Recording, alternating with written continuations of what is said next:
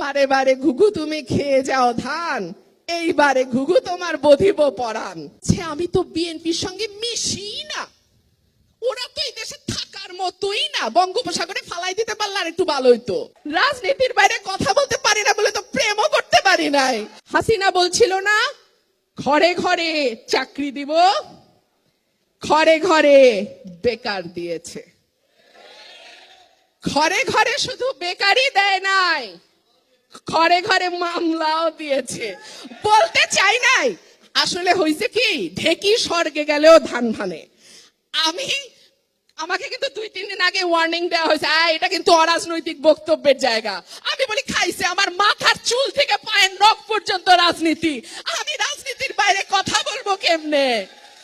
রাজনীতির বাইরে কথা বলতে পারি না বলে তো প্রেমও করতে পারি নাই। রাজনীতি ছাড়া আমার কথা হয় নাকি? যাই হোক, তো কি বলতেছিলাম, ঘরে ঘরে দিচ্ছে মামলা। বিরোধী দল একটা সময় মানুষ ভাবতো বিএনপি করে, আচ্ছা ঠিক আছে ওদের সাথে না মিশলেই হবে, আমি দাওয়াত দিলে আত্মীয়রা আসে না, প্রমোশন আটকায় যাবে, ব্যবসা বন্ধ হয়ে যাবে, আরো কি কি কি কি জানি সমস্যা হবে, আসে না। আমি বলে আচ্ছা থাক, আমার টাকা বাঁচলো, খাওয়াইতে লাগলো না, ভালো কথা, সম্পর্ক রাখে না। একটা সময় ভাবতো বিএনপি করলে মামলা হবে, বিএনপি করলে কারাগারে যেতে হবে, বিএনপি করলে চাকরি হবে না, বিয়া করবে না মানুষ, বিএনপি করলে সম্পর্ক হবে না, বিএনপি করলে অনেক সমস্যা। এর বাইরে তো গুম, তুলে নিয়ে গিয়ে হত্যা, বিভৎসভাবে মারধর, নখ তুলে ফেলা, কি নাই বলেন তো? এমন কোনো অত্যাচার নাই যেটা বিরোধী দল করলে করা হয় না।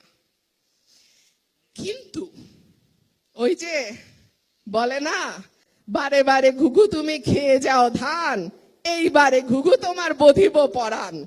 যারা রাজনীতি করেন না তারা মাইন্ড করেন না ভাই, দুইটা সত্য কথা বলি। যারা মনে করছে আমি তো বিএনপির সঙ্গে মিশি না, ওরা তো এই দেশে থাকার মতোই না, বঙ্গোপসাগরে ফালাই দিতে পারলে আর একটু ভালো হইতো, তারাও এখন আর নিরাপদ না।